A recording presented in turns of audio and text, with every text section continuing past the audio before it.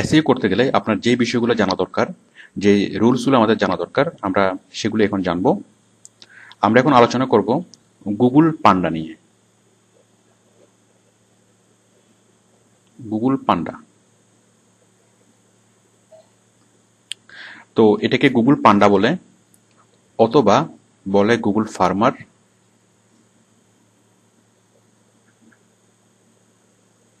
অথবা বলে Google penguin,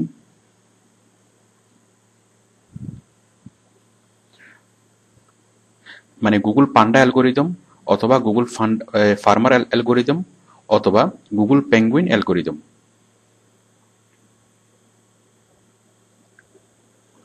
তো গুগল পান্ডা বিষয়টা কি? মানে আপনি যখন এসইও করবেন, আপনাকে এই যে গুগল পান্ডার কন্ডিশনগুলো জানতেই হবে।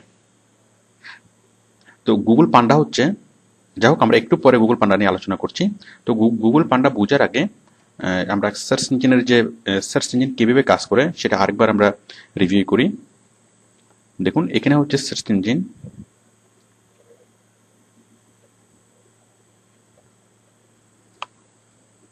ভিজিটর,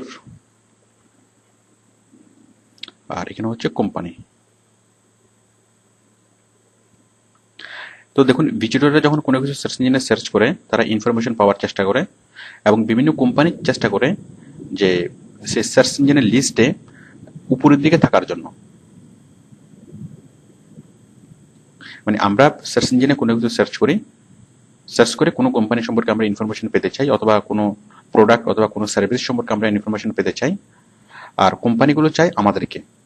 এবং আমাদেরকে পাওয়ার জন্য, মানে ভিজিটর পাওয়ার জন্য, অথবা কোম্পানি তার ভিজিটর বাড়ানোর জন্য, সে মানে তার ওয়েবসাইট যেন মানুষ যেন কোনো একটা ওয়ার্ড লিখে সার্চ করলেই তার কোম্পানি, মানে এই কোম্পানির ওয়েবসাইটটা দেখতে পাই, সেটা সে চেষ্টা করে। তো দেখুন আমরা যখন কোনো কিছু লিখে সার্চ করব, তখন আমরা সার্চের মানে প্রথম পেজে যদি আমরা কোনো একটা কোম্পানির ওয়েবসাইটটাকে দেখি, তাহলে এই কোম্পানির ভিজিটর অনেক অনেক বেড়ে যাবে। আমি দেখাচ্ছি বিষয়টা। সাপোজ আমি এখানে সার্চ করলাম যে বেস্ট কার। তো যারা কার কিনতে আগ্রহী তারা অনেকেই এই বেস্ট কার লিখে তারা সার্চ করবে। এখন সার্চ করার পর এই যে যে কোম্পানিগুলো এখানে আসলো, এই কোম্পানিগুলোতে সবচেয়ে বেশি ভিজিটরস হবে। এই যে whatcar.com, এই যে bestcar.ie, এই কোম্পানিগুলোতে সবচেয়ে বেশি ভিজিটর যাবে। এবং এরপরে আরো অনেকগুলা কোম্পানি আছে, যে নবম পেজে, দশম পেজে, এভাবে টোটাল অনেকগুলো কোম্পানি, প্রায় কয়েক, এখানে দেখতে পাচ্ছি যে অনেক রেজাল্ট আমরা দেখতে পাচ্ছি। তো এর মধ্যে সবচেয়ে ভিজিবল হবে কোনগুলা? যেগুলো সার্চ ইঞ্জিনের ফার্স্ট পেজে আছে। তো সেই জন্য এই কোম্পানিগুলোর সবসময় চেষ্টা থাকে যে সার্চ ইঞ্জিনের ফার্স্ট পেজে যাওয়ার জন্য। যেমন দেখুন আমরা এখানে হয়তো ক্লিক করব, অথবা এখানে ক্লিক করব, বাট আমরা এই যে 10 নম্বর পেজ, আমরা 10 নম্বর পেজে গিয়ে, আর হয়তো আমি 2 নম্বর পেজে যাব, অথবা 3 নম্বর পেজে যাব, বাট আমি কখনোই এই 10 নম্বর পেজে যাব না। মানে 10 নম্বর পেজে গিয়ে আমার এই লিঙ্কটাকে, একটা কোম্পানিতে আমি ক্লিক করব না। 10 নম্বর পেজে গিয়ে আমি এই কোম্পানিতে ক্লিক করব না। তখন এই কোম্পানি কি করবে? এই কোম্পানি সবসময় চেষ্টা করবে যে ফার্স্ট পেজে আসার জন্য। মানে এই কোম্পানিগুলা সবসময় সার্চ ইঞ্জিনের মানে সার্চ ইঞ্জিনের শুরুতে থাকতে চাই, মানে প্রথম পেজে থাকতে চাই। তো এই সার্চ ইঞ্জিনের শুরুতে থাকার জন্য, কারণ একটা কোম্পানি যদি সার্চ ইঞ্জিনের টপ লিস্টে চলে আসতে পারে, তাহলে তার বিলিয়ন ডলারের বিজনেস। সাপোজ এই যে বেস্ট কার, এখন বেস্ট কার লিখে কমপক্ষে কয়েক কোটি মানুষ আজকে সার্চ করবে, এবং যারা সার্চ করবে তারা সবাই সম্ভাব্য ক্রেতা। যার ফলে এই শুধুমাত্র সার্চ ইঞ্জিনে প্রথমে থাকার কারণেই কোনো রকম কোনো খরচ ছাড়াই এই কোম্পানিটা মানে অনেকগুলো গাড়ি সেল করতে পারবে, মানে তাদের মিলিয়ন ডলারের প্রফিট হবে। তো সেই জন্য কোম্পানিগুলো সবসময় চেষ্টা করে সার্চ ইঞ্জিনের উপরে যেতে। তো সার্চ ইঞ্জিনের উপরে যাওয়ার জন্য তারা যে কাজগুলো করে, তারা এসইও করে। আমরা যেটা এখন শিখেছিলাম যে এসইও করে। আবার কিছু কোম্পানি মানে খুব মানে আনফেয়ার মিন্স করে, কিছু ট্রিক্স মানে অথবা কিছু টেকনিক অ্যাপ্লাই করে সার্চ ইঞ্জিনের উপরে নিয়ে যেতে চাই, অথবা নিয়ে যাওয়ার চেষ্টা করে। তো সে কি করে? প্রথমত কোম্পানিগুলো যে সার্চ ইঞ্জিনের অ্যালগোরিদম চেঞ্জ করে, মানে সার্চ ইঞ্জিন অ্যালগোরিদম হচ্ছে যেটা সার্চ ইঞ্জিনকে মানে কে আগে থাকবে এবং কে নিচে থাকবে এটাকে নিয়ন্ত্রণ করে। তো ওইটা করার জন্য একটা স্পেশাল সফটওয়্যার এটাকে নিয়ন্ত্রণ করে। তো ওই সফটওয়্যারের কোডিং চেঞ্জ করে, মানে সার্চ ইঞ্জিনের অ্যালগোরিদম চেঞ্জ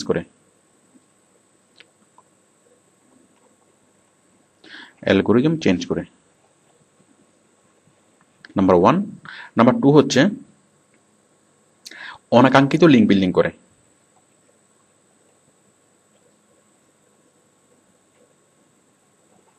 যেটাকে বলে গুগল বম্ব। মানে গুগল যেভাবে হিসাব করে যে একটা কোম্পানির লিঙ্ক যত বেশি হয়, ব্যাকলিঙ্ক যত বেশি হয়, সে সেটাকে তত বেশি গুরুত্ব দেয় এবং সার্চ ইঞ্জিনে প্রথম দিকে রাখে। তো এখন আমি একটা কোম্পানিতে আমি একটা ওয়েবসাইট করলাম এবং সেই একটা ওয়েবসাইটে আমি কয়েক লাখ লিঙ্ক বিল্ডিং করলাম। তো যার ফলে গুগল যখন দেখে যে এই ওয়েবসাইটের লিঙ্ক বেশি, তখন সে সেটাকে উপরে নিয়ে যায়। মানে এটা হচ্ছে সার্চ ইঞ্জিনকে ফাঁকি দিবে উপরে নিয়ে যাওয়া। কিন্তু আসলে যে লিঙ্কগুলো ক্রিয়েট করা হলো, এই 10 লাখ লিঙ্ক একটা সাইটেই, আসলে ওগুলো কোনো কাজের লিঙ্ক না। তো এইভাবে সার্চ ইঞ্জিনকে ফাঁকি দিয়ে অনেক কোম্পানি উপরে নিয়ে যাওয়ার চেষ্টা করে, এবং এই প্রক্রিয়াটাকে বলা হয় গুগল বম্বিং। মানে একটা ওয়েবসাইটে অনেক অনেক লিঙ্ক বিল্ডিং করে। আচ্ছা, আরেকটা হচ্ছে ফলস ইনফরমেশন দিয়ে। ধরেন ভিজিটরকে সে অ্যাট্রাক্ট করলো যে আপনি যদি এখানে ক্লিক করেন তাহলে আপনি অমুক অমুক জিনিসগুলো দেখবেন। একটা ফলস ইনফরমেশন দিয়ে সে ভিজিটরকে অ্যাট্রাক্ট করার চেষ্টা করে।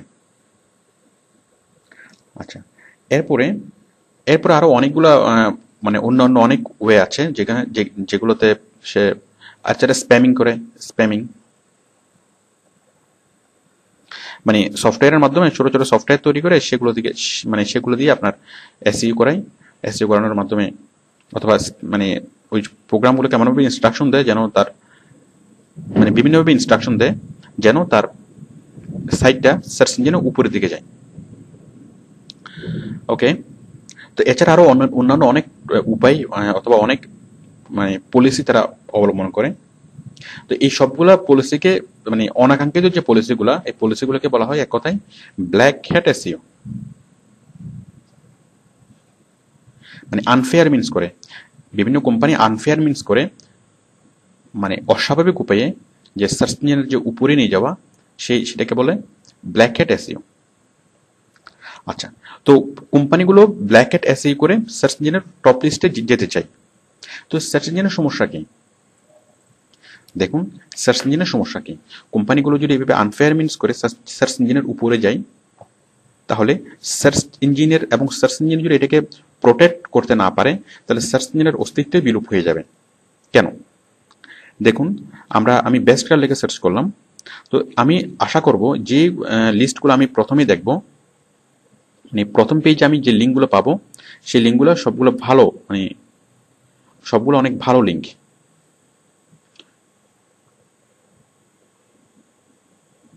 এই সবগুলো অনেক ভালো কোম্পানি। এখন যদি কোনো কারণে আমি এখানে ক্লিক করে যদি আমি সেই ভালো মানে ক্লিক করে যদি আমি হতাশ হই, যদি দেখি যে আমি যে রকম কোম্পানি চাচ্ছি সেটা সেরকম কোম্পানি না, অথবা এটা ফলস কোম্পানি, অথবা এটা অত ভালো কোম্পানি না, মানে সার্চ ইঞ্জিন আমাকে ভালো কোম্পানিটা সার্চ করে দিতে পারে নাই। তো যদি এই গুগল যদি আমাকে ভালো কোম্পানি সার্চ করে দিতে না পারে, আমি আলটিমেটলি গুগলের উপর আস্থা হারাবো এবং পরবর্তীতে আমি গুগল আর সার্চ করবো না। আমি হয়তো ইয়াহু অথবা বিং অথবা অন্য কোনো সার্চ ইঞ্জিনে আমি ডাইভার্ট হয়ে যাব। তো সমস্যা কি? আমি যদি গুগল ইউজ না করি, কারণ আমি তো গুগলকে কোনো টাকা দিচ্ছি না, তাহলে গুগলের প্রবলেম কি? আমি চলে গেলে তাকে প্রবলেম কি? অথবা আমার মতো অনেক ইউজার যদি গুগল ছেড়ে চলে যায়, তাহলে গুগলের প্রবলেম কি? দেখুন প্রবলেমটা কি। দেখুন, আমরা যদি বেস্ট কার লিখে সার্চ দিই, আমি আরেকবার সার্চ দিয়ে দেখাচ্ছি। মানে গুগল অনেক অ্যাডভার্টাইজমেন্ট পাই, যেগুলোকে স্পন্সর অ্যাড বলে অথবা পেইড অ্যাড। দেখুন, এই যে এটা একটা পেইড অ্যাড। এই যে এই কোম্পানি, এই যে carbuyer.cu.uk, এই কোম্পানিটা গুগলকে পে করেছে কি জন্য? যে কেউ যদি বেস্ট কার লিখে সার্চ করে, তাহলে কি তার কোম্পানিটাকে জন্য সে দেখায়। তো এইভাবে লাখ লাখ কিওয়ার্ডসের জন্য গুগল লাখ লাখ কোম্পানি থেকে পেইড হয়, যেটাই গুগলের অন্যতম ইনকাম সোর্স। যেমন আমরা টিভিতে যে অ্যাডভার্টাইজমেন্টগুলো দেখি, মানে আমরা টিভি দেখি বা টিভির যত কষ্ট মানে টাকা খরচ করে প্রোগ্রাম বানাই, অনেক করে, যত কিছু করুক না কেন আমাদের কাছ থেকে টিভি কোনো টাকা নেয় না। ওদের ইনকাম সোর্স কি? ওরা অ্যাডভার্টাইজমেন্ট থেকে ইনকাম, মানে তাদের ইনকামটা তাদের হয়। তো ঠিক সেম গুগল আমাদেরকে যতগুলো সার্ভিস দিচ্ছে সবগুলো ফ্রি সার্ভিস, কোনো সার্ভিসের জন্য সে আমাদের কাছ থেকে কোনো টাকা পয়সা নেয় না। বাট তার মেন ইনকাম কোনটা? যে আমরা যখন কোনো ওয়েবসাইট দেখি তখন গুগল আমাদেরকে অ্যাড দেখাতে পারে, আর বিভিন্ন কোম্পানিগুলো গুগলকে অ্যাড দেয়। তাহলে গুগলকে কেন অ্যাড দিচ্ছে? কারণ গুগলের সার্চার বেশি, গুগলের ইউজার বেশি। এখন দেখুন সে কারণে গুগল অনেক বেশি টাকা নিয়ে গুগল অ্যাড দিতে পারে। মানে অন্য অন্য সার্চ ইঞ্জিনে অনেকেই খুব কম টাকা দিয়ে অ্যাড না দিয়েও গুগলে অনেক বেশি টাকা খরচ করে অ্যাড দেয়। এখন দেখুন তার কারণ কি? কারণ গুগলের ইউজার বেশি। এখন যদি গুগলের ইউজার কমে যায় তাহলে এই যে কোম্পানিগুলো গুগলে আর অ্যাড দিবে না, তারাও অন্য কোম্পানিতে, অন্য সার্চ ইঞ্জিনে অ্যাড দিবে, অন্য সার্চ ইঞ্জিনে ডাইভার্ট হয়ে যাবে। তাহলে গুগলের মিলিয়ন মিলিয়ন ডলারের লস, অথবা গুগলই একসময় বিলুপ্ত হয়ে যাবে। তাহলে বুঝতেই পারছেন এই যে বিভিন্ন কোম্পানিগুলো আনফেয়ার মিনস করে যে উপরে ওঠার চেষ্টা করে, এটাকে প্রোটেক্ট করতে হবে। তো সেই জন্য সেই ব্যাপারে গুগল এই ব্যাপারে খুবই স্ট্রিক্ট, কারণ এটা গুগলের অস্তিত্ব রক্ষার স্বার্থে। কি করতে হবে? এই যে আনফেয়ার মিনস করে, যে ব্ল্যাক হ্যাট এসইও করে কোম্পানিগুলো যে উপরে ওঠার চেষ্টা করে, সেটাকে সে প্রোটেক্ট করে। তো এগুলোকে প্রোটেক্ট করার জন্য গুগলের একটা সিস্টেম আছে। তো এগুলোকে প্রোটেক্ট করার জন্য গুগলের যে সিস্টেম, সেই সিস্টেমটা হচ্ছে এইটা, গুগল পান্ডা। মানে গুগলের একটা স্পেশাল একটা অ্যালগোরিদম কাজ করে। সেই অ্যালগোরিদমের নাম হচ্ছে গুগল পান্ডা অ্যালগোরিদম, অথবা গুগল ফার্মার অ্যালগোরিদম, অথবা গুগল পেঙ্গুইন অ্যালগোরিদম, যেটাকে আমরা মোস্ট কমনলি পান্ডা বলেই চিনি। মানে গুগল পান্ডা অ্যালগোরিদম অথবা গুগল পান্ডা। তো গুগল পান্ডা কি? গুগল পান্ডা হচ্ছে একটা স্পেশালাইজড প্রোগ্রাম অথবা স্পেশালাইজড একটা অ্যালগোরিদম, যেটা কি করে, যেটা এই যে কোনো কোম্পানি আনফেয়ার মিনস করে উপরে উঠলো কিনা সেগুলো চেক করে, এবং যদি সে দেখে, যদি সে নিশ্চিত হয় যে কোনো কোম্পানি আনফেয়ার মিনস করে সার্চ ইঞ্জিনে উপরে উঠেছে, তখন পান্ডা ওই সাইটকে হিট করে। হিট করা মানে গরম করা না, মানে আঘাত করা, মানে হিট করে সে সার্চ লিস্ট থেকে মানে ফেলে দেয়, তাকে সার্চ লিস্ট থেকে বাদ দিয়ে দেয়। মানে গুগল পান্ডা তাকে পেনাল্টি দেয় কোনো ওয়েবসাইটকে। তো এইটা হচ্ছে গুগল পান্ডা। তাহলে গুগল পান্ডা কি করে? মানে গুগল পান্ডা যে মানে আনফেয়ার মিনস গুলো চেক করে। আচ্ছা, তো এই গুগল পান্ডা যে অ্যালগোরিদম, গুগল পান্ডার অ্যালগোরিদম প্রতিনিয়ত চেঞ্জ হয়। গুগল পান্ডার যে টার্মস এন্ড কন্ডিশন, সে অনেকগুলো টার্মস এন্ড কন্ডিশন দিয়ে দেয়, যে এই সেট এটা করতে পারবে না, সেটা করতে পারবে না, এটা করলে উপরে উঠতে দিবে না। তো অনেকগুলো টার্মস এন্ড কন্ডিশন আছে, তার মধ্যে এগুলো প্রতিনিয়ত চেঞ্জ হয়। তো সবচেয়ে বড় যে চেঞ্জটা হয়েছিল গুগল পান্ডার, সেটা হচ্ছে 2011 সালের ফেব্রুয়ারি মাসে। আপনার 29শে ফেব্রুয়ারি, মানে গুগল পান্ডা সবচেয়ে বড় যেটা চেঞ্জ, 29শে ফেব্রুয়ারি 2011। এই যে চেঞ্জটা অনেক বড় একটা চেঞ্জ করেছে তার অ্যালগোরিদমে, মানে অনেকগুলো কন্ডিশন সে অ্যাড করেছে, যেটার হচ্ছে ভার্সন 3.3। গুগল অ্যালগোরিদম, গুগল পান্ডা ভার্সন 3.3। এই ভার্সন 3.3-তে, গুগল পান্ডার ভার্সন 3.3-তে সে অনেক নতুন কন্ডিশন সে অ্যাড করেছিল গুগল পান্ডা, এবং যার ফলে সারা পৃথিবীর লাখ ওয়েবসাইট হিট হয়েছিল।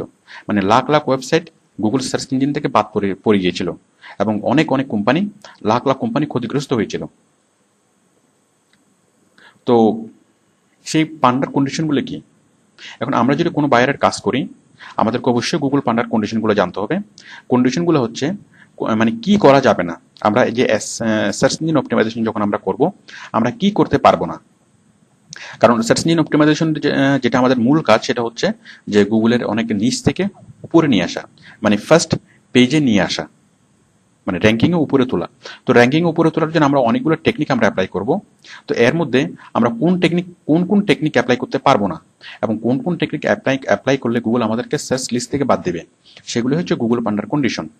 তো এগুলো আমাদের জানা খুবই জরুরি। এই জন্য যে এগুলো জেনে যদি আমরা এসইও করি, তাহলে আমাদের বায়ারের কোনো ক্ষতি হওয়ার আশঙ্কা নেই। বাট যদি আমরা এগুলো না জানি, এগুলো না জেনে যদি আমরা এসইও করি, যে আমি কি করলে গুগল আমাদেরকে সার্চ লিস্ট থেকে বাদ দিবে, যদি আমি বিষয়টা না জানি, তাহলে আমার কাজ যেটা করব, সেটা বায়ারের জন্য হিতে বিপরীত হতে পারে।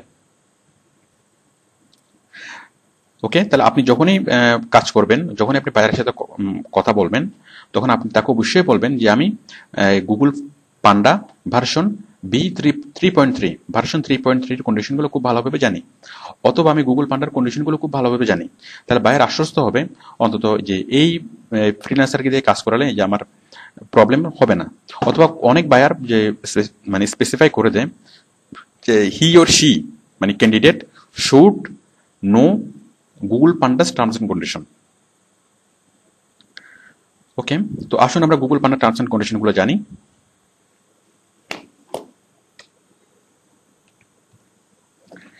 এক নম্বর, গুগল পান্ডার 1 নম্বর কন্ডিশন হচ্ছে ভালো কন্টেন্ট প্লাস মানসম্মত প্লাস সঠিক।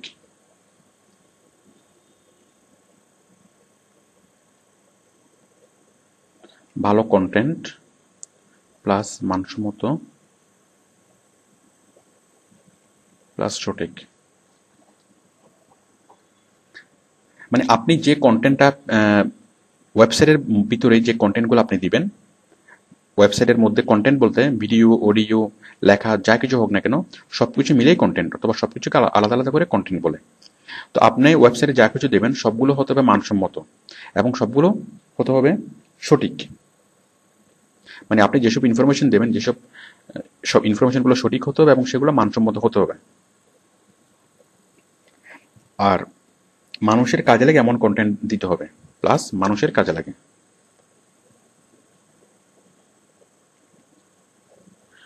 তাহলে তাহলে বুঝতেই পারছেন যে আমরা এমন কন্টেন্ট দেব যে কন্টেন্টগুলো ভালো কন্টেন্ট, কন্টেন্টগুলো মানসম্মত কন্টেন্ট, সঠিক কন্টেন্ট, এবং এমন কন্টেন্ট দেব যেগুলো মানুষের কাজে লাগে। মানে তাহলে গুগল খুশি হবে। আচ্ছা, 2 নম্বর হচ্ছে ঘন ঘন এবং নিয়মিত আপডেট করতে হবে। আপডেট মানে নিয়মিত আপডেট করতে হবে। আপডেট মানে হচ্ছে চেঞ্জ অথবা নতুন কোনো কিছু অ্যাড। সাপোজ আপনি আপনার ওয়েবসাইটে অথবা ধরুন বাইরের ওয়েবসাইটে অনেকগুলো ইনফরমেশন আছে।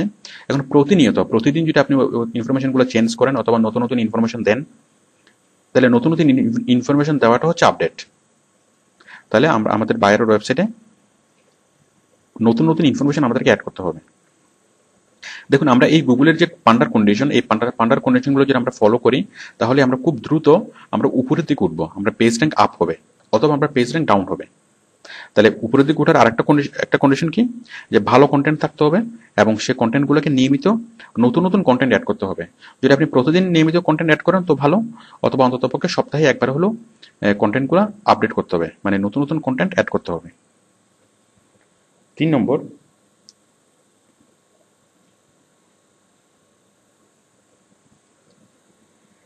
ভালো কন্টেন্ট এবং ইউনিক কন্টেন্ট লিখে লিঙ্ক বিল্ডিং করতে হবে। আচ্ছা, মিনিট। 3 নম্বর হচ্ছে অনাকাঙ্ক্ষিত লিঙ্ক বিল্ডিং করা যাবে না।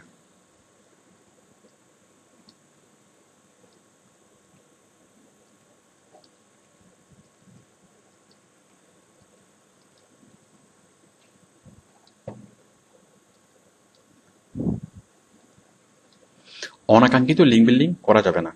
মানে আমরা এই যে একটু আগে যে বললাম গুগল বম্বিং, সাপোজ আমি একটা ওয়েবসাইট খুললাম, নিজে একটা ওয়েবসাইট খুললাম, ওই ওয়েবসাইটে আমি অনেকগুলা লিঙ্ক তৈরি করলাম। মানে আমার ওয়েবসাইটের ইচ্ছাকৃতভাবে আমি ওয়েবসাইটের কয়েক হাজার অথবা কয়েক লাখ লিঙ্ক আমি একসাথে একটা ওয়েবসাইটে তৈরি করলাম, তো যেটা অ্যাকচুয়ালি মানুষের কোনো কাজে লাগছে না।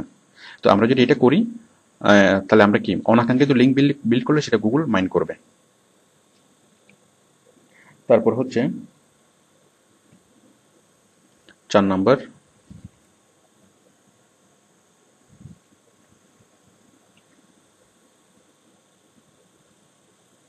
ভালো কন্টেন্ট এবং ইউনিক কন্টেন্ট লিখে লিঙ্ক বিল্ডিং করতে হবে। ভালো এবং ইউনিক।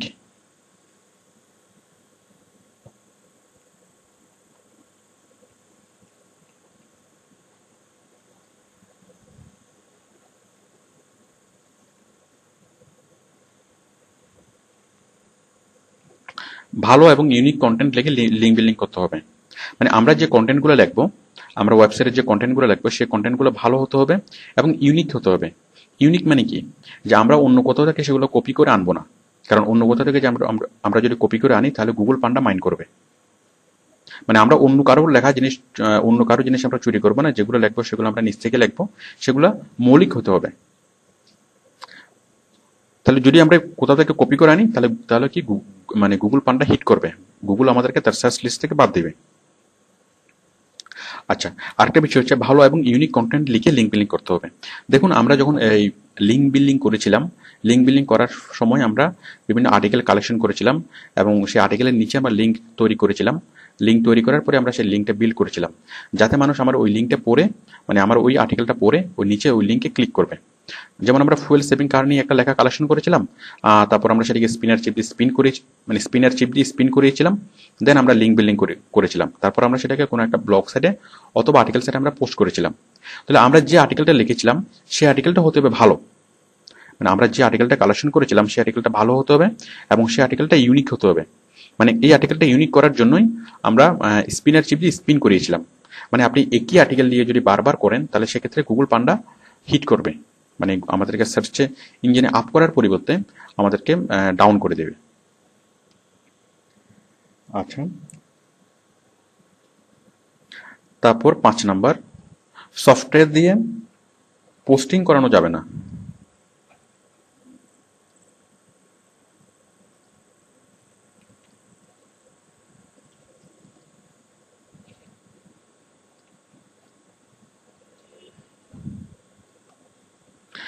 সফটওয়্যার, আমরা সফটওয়্যার দিয়ে অনেক কাজ করেছিলাম, আমরা ইউআরএল কালেকশন করেছিলাম, আমরা আর্টিকেল স্পিন করিয়েছিলাম। তো সফটওয়্যার দিয়ে আপনি এসইওর যে কোনো কাজ করেন না কেন গুগল মাইন্ড করবে না। বাট যদি আপনি সফটওয়্যার দিয়ে পোস্টিং করান তাহলে গুগল মাইন্ড করবে, কারণ সফটওয়্যার দিয়ে পোস্টিং করালে আপনার একই আর্টিকেল লাখ লাখ হাজার হাজার ওয়েবসাইটে একই আর্টিকেল দিয়ে পোস্টিং হবে, তো যার ফলে গুগল স্বাভাবিক কারণে সেটা মানে মাইন্ড করবে। তো সফটওয়্যার দিয়ে পোস্টিং করানো যাবে না। মানে বায়ার যদি সফটওয়্যার দিয়ে পোস্টিং করাতে চায় তাহলে বায়ারকে মনে করিয়ে দিতে হবে, বায়ারকে বুঝাতে হবে যে যদি আপনি সফটওয়্যার দিয়ে পোস্টিং করেন তাহলে খুব সহজে হয়তো কাজটা করা যাবে, কিন্তু এটা গুগল সার্চ ইঞ্জিন দিকে বাদ দিয়ে দিবে।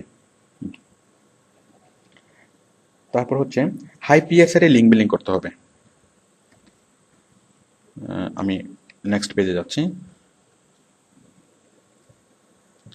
5 নম্বর, হাই পিএসআর লিঙ্ক বিল্ডিং করতে হবে।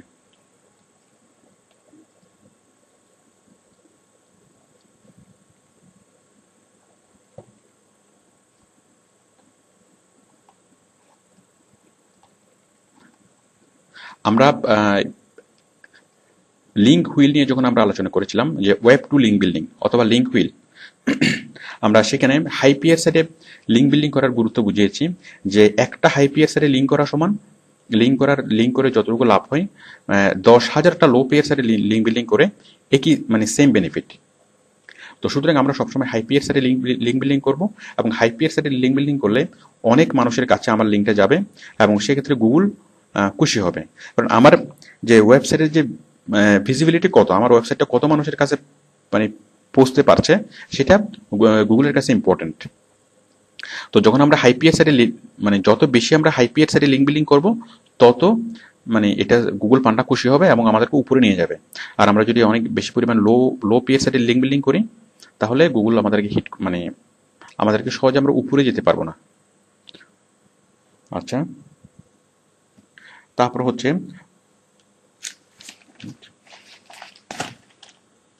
অ্যাক্সেস অ্যাডস দেওয়া যাবে না। 6 নাম্বার, মানে খুব বেশি পরিমাণে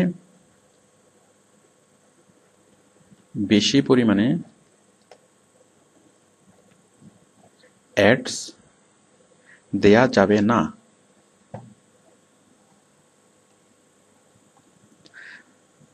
আমরা যখন আমরা ওয়েবসাইটে তো অ্যাডস দিই, আমরা যেমন অ্যাডসেন্সের জন্য যদি কোনো ওয়েবসাইট খুলি সেখানে অ্যাডস দিই। তাছাড়া আমার বাইরের ওয়েবসাইটে অনেক অ্যাডস থাকতে পারে, মানে অন্য পজিশনের অ্যাডস থাকতে পারে যেগুলো আমার বায়ার টাকা নিয়ে দিবে, মানে অন্যান্য কোম্পানি থেকে টাকা নিয়ে তাদের অ্যাড প্রচার করবে। যেমন প্রথম আলো অনেক অ্যাড প্রচার করে। তো সেক্ষেত্রে যদি কোনো একটা কোম্পানিতে অনেক বেশি পরিমাণে অ্যাড থাকে, কোনো একটা কোম্পানির ওয়েবসাইটে যদি বেশি পরিমাণে অ্যাড থাকে তাহলে গুগল মাইন্ড করে, কারণ বেশি পরিমাণে অ্যাড থাকলে তাহলে ওয়েবসাইটের যে মান সেটা কমে যায়। যেমন কোন একটা টিভি প্রোগ্রাম, কোনো একটা টিপি প্রোগ্রামে যদি 30 মিনিটের প্রোগ্রামে যদি 1 ঘন্টা আর 1 ঘন্টার অ্যাড দেখায়, মানে আপনি এই 30 মিনিটের প্রোগ্রাম দেখার জন্য যদি আপনার 1.5 ঘন্টা সময় লেগে যায়, তাহলে আমরা সাধারণত ওই প্রোগ্রামটা দেখতে আগ্রহী হব না। তো যে ধরনের ওয়েবসাইটগুলোতে অনেক বেশি বেশি পরিমাণে অ্যাডস থাকে, সেগুলোতে ভিজিটর কম। এবং যদি আমরা আমাদের ওয়েবসাইটে, আমাদের বায়ারের সাইটে যদি বেশি পরিমাণে অ্যাডস থাকে, তাহলে সেক্ষেত্রে গুগল মানে খুব সহজে উপরে উঠে যাবে না। ওকে, তাহলে তাহলে আমাদের কম পরিমাণ অ্যাডস দিতে হবে। আচ্ছা, নাম্বার 7, বাউন্স রেট বেশি হওয়া যাবে না। বাউন্স রেট,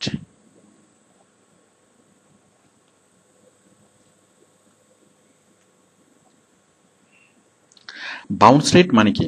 বাউন্স রেট মানে হচ্ছে যে ধরুন টেনিস খেলাতে একটা বল আমার কোর্টে এসে এসে পড়লো, পড়ে সেটা বাউন্স করে আবার অন্য কোর্টে চলে গেল। এই যে বাউন্স মানে আমার কোর্টে এসে স্টে না করে সেটা চলে গেল। যে আমরা আমরা আমরা ক্রিকেটও বাউন্স বল আমরা বুঝি, মানে বাউন্স করা। তো এখানেও ওয়েবসাইটে বাউন্স করা মানে কি? ওয়েবসাইটে বাউন্স হচ্ছে যে কোনো একজন ভিজিটর আমার ওয়েবসাইটে আসবে এবং সে এখানে খুব বেশিক্ষণ স্টে না করে আবার অন্য জায়গায় চলে যাবে। সাপোজ আমি প্রথম আলোতে গেলাম, সাপোজ আমি প্রথম আলোতে গেলাম। এখন প্রথম আলোতে যাওয়ার পরে অথবা কোনো একটা লিঙ্কে ক্লিক করে সাপোজ আমি প্রথম আলোতে গেলাম। আচ্ছা, অথবা প্রথম আলো না, সাপোজ আমি এখানে আছি। তো আমি এখানে কোনো একটা কিছুর অ্যাড দেখলাম অথবা কোনো একটা কিছু লিঙ্ক আমি দেখলাম। সাপোজ এই কোম্পানির একটা লিঙ্ক আমি দেখছি।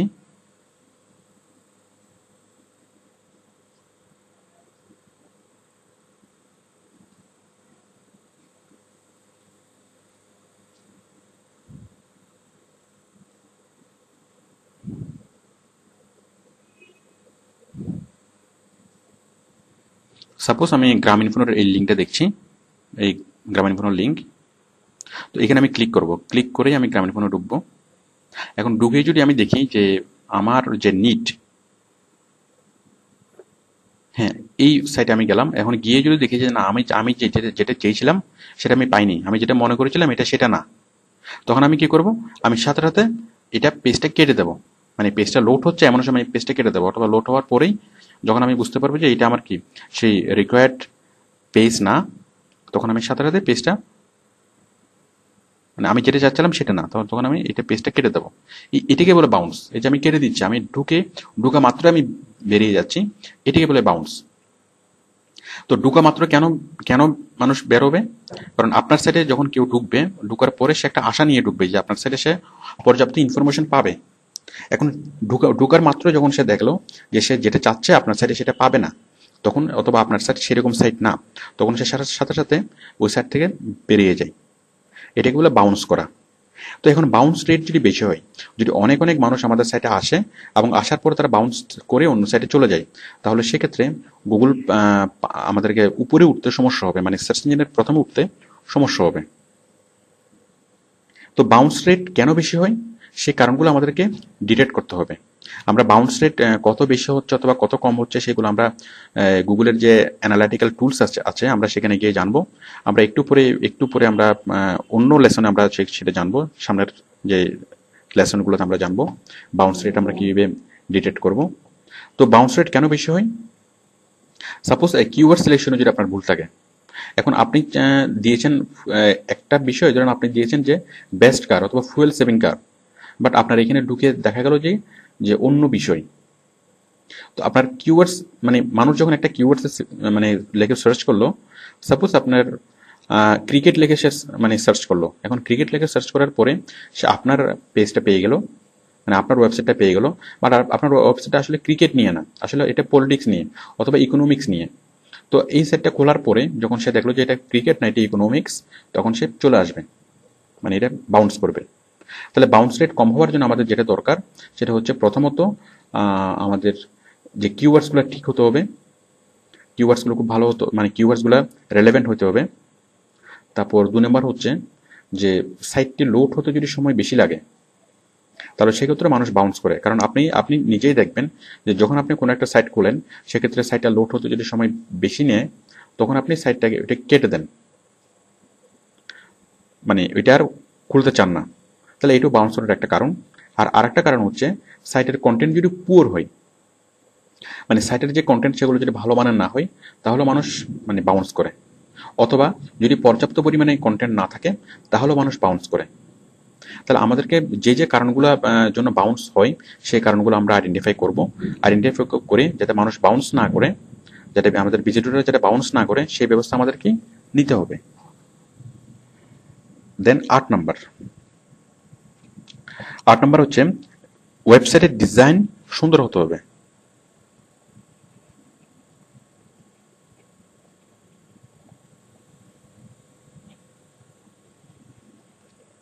ডিজাইন হতে হবে অনেক সুন্দর। এখন ডিজাইন যদি সুন্দর না হয়, তাহলে কাস্টমার অ্যাট্রাক্ট হয় না, মানে ভিজিটররা অ্যাট্রাক্ট হবে না। তাহলে আমাদের ওয়েবসাইটের অথবা আমার বায়ারের ওয়েবসাইটের ডিজাইনটা যথাসম্ভব সুন্দর করতে হবে, তাহলে আমরা খুব সহজে উপরে উঠতে পারবো, মানে সার্চ ইঞ্জিনের প্রথমে যেতে পারবো। নাম্বার 9, সোশ্যাল মিডিয়ার মাধ্যমে ওয়েবসাইটের কন্টেন্ট শেয়ার করার ব্যবস্থা থাকতে হবে।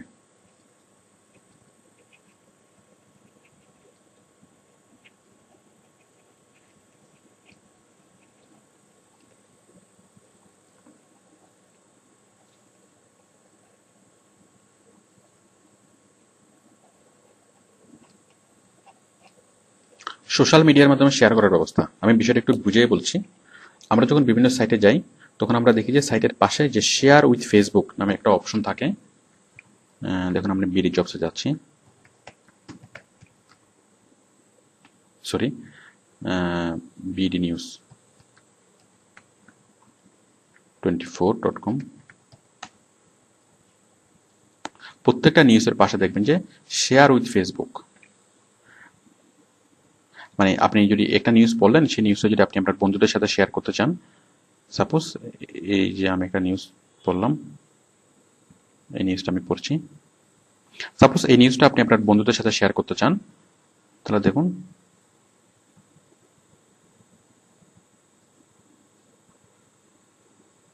এই যে share with Facebook or Twitter or Google plus, এই যে শেয়ার, মানে এই বাটনটা।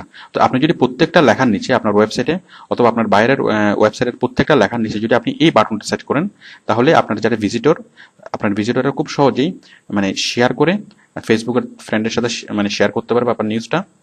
মানে এখানে একটা ক্লিক করলে সেটা শেয়ার হয়ে যাবে। যাই হোক, এই ব্যাপারে আমি আগে বলেছি কিভাবে শেয়ার করবেন, এগুলো বেসিক ইন্টারনেট লেসন আমি দেখিয়েছি। তো এই যে শেয়ার, তাহলে এই যে ফেসবুকের মাধ্যমে শেয়ার করার ব্যবস্থা এখানে আছে। এই যে বিডি নিউজ 24 প্রত্যেকটা নিউজের নিচে এখানে শেয়ার করার ব্যবস্থা আছে। তো আপনার ওয়েবসাইটেই এই বিষয়টাকে গুগল খুব পছন্দ করে। তাহলে যদি আপনি আপনার বায়ারের প্রত্যেকটা কন্টেন্টের নিচে যদি আপনি শেয়ার করার ব্যবস্থা রাখেন, তাহলে গুগল পান্ডা খুব খুশি হবে এবং সে খুব দ্রুত উপরে নিয়ে যাবে। ওকে, তারপর হচ্ছে যে বেশি কন্টেন্ট থাকতে হবে।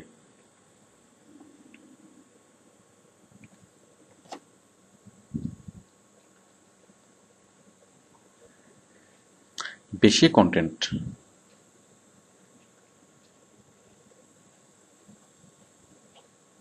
মানে আপনার ওয়েবসাইটের পেজ হতে হবে অনেক বেশি, কন্টেন্ট হতে হবে অনেক বেশি। মানে যত বেশি পরিমাণে ইনফরমেশন থাকবে, যত বেশি পরিমাণে কন্টেন্ট, মানে অডিও, ভিডিও, ছবি, লেখা যত বেশি পরিমাণে থাকবে, তত মানুষ আপনার সাইটে ভিজিট করবে। কারণ দেখুন, আমরা সেই দোকানগুলো থেকে জিনিসপত্র কিনতে আমরা পছন্দ করি যেই দোকানগুলোতে মালে ভরপুর, মানে মাল যে দোকানে প্রোডাক্ট যে দোকানে বেশি থাকে।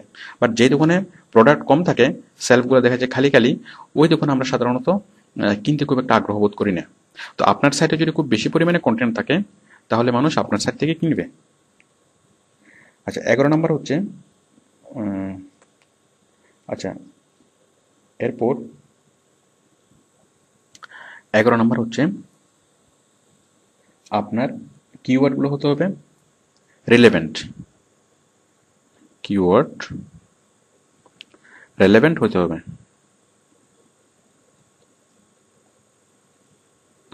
কিওয়ার্ডগুলো রেলেভেন্ট হতে হবে কেন, আমি একটু আগে বলেছিলাম যে সাপোজ আপনি কিওয়ার্ড সিলেকশন করলেন ক্রিকেট, বাট আপনার সাইটটা হচ্ছে ইকোনমি নিয়ে।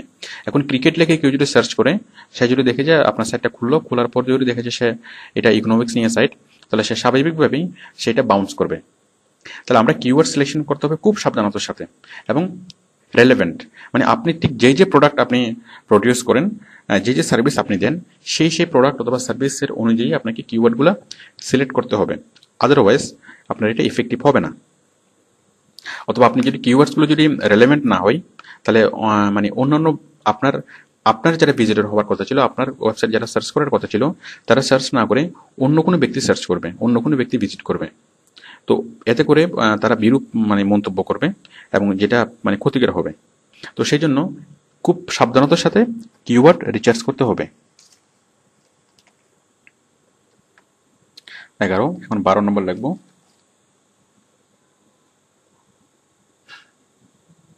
মানে আপনি যে কিওয়ার্ডগুলো দিবেন সেগুলো আপনার যে কন্টেন্ট আছে সেই কন্টেন্টের সাথে রেলিভেন্ট হতে হবে।